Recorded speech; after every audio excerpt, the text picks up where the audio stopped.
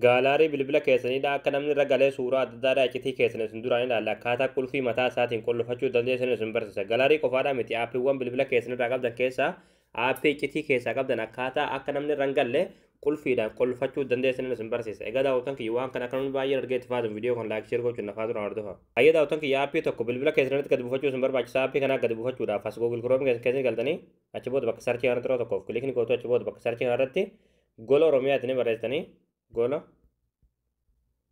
Oromiyaa. Achi booda gola Oromiyaa kan jalarraa sinii baasirratti yeroo tokkoof kilikni gootu. Ammallee asirratti gola Oromiyaa kan jiru yeroo tokkoof kilikni gootu. Ammallee haala kanaan sitti fidaa asirratti ta'e foonii sarchii irratti yeroo tokkoof kilikni gootu. Bakka sarchii irratti qubee la ka raa barreessan achi booda sarchii fuulduraa kan kilikni gootu sarchii gootu.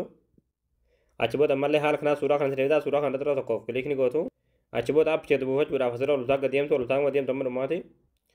Achi booda dhumarratti qalama diimaadhaan kan barraa'e aappii as tuqaa buufadhaa akka jalatti daawulooduu kan jettutti daawuloodii san tuuttaniiti aappii kana bilbila keessatti gadi buufatanii.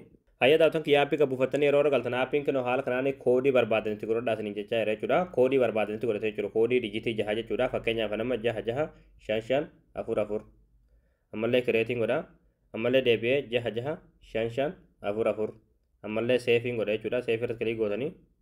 Ammallee foormeeshiniin isin gaafatu hundumaa eeyyama gootaniiti halluu gootanii jechuudha. Asirratti kilik gootanii hundumaa oonii gootanii halluu gootaniifi. Achi booda haala kanaan isiniif banameeti aappiiwwan bilbila keessanirraa qabdan hunda asirratti isiniif tarreessa jechuudha. Fakkeenyaaf amma galarii qollofuu barbaanne fuulduratti fakkiin qulfiin jirti irratti yeroo tokkoof kilikni gootanii achi booda haala kanaan qollofama jechuudha. Kan barbaadan keessa deemtanii jechuudha. Iimoos, Telegiraamaas, Waatsaappii hundumaa fakkiin qulfiidhaa fuuldura jirti irratti yeroo tokkoof kilik godhuudhaan alaatul namni biroodhaa akka ragalee ilaaluu hin dandeenye qulfiidhaan qollofachuu dandeessan jechuudha. Aappiiwwan bilbila keessanirraa qabdan keessa aappii barbaadan.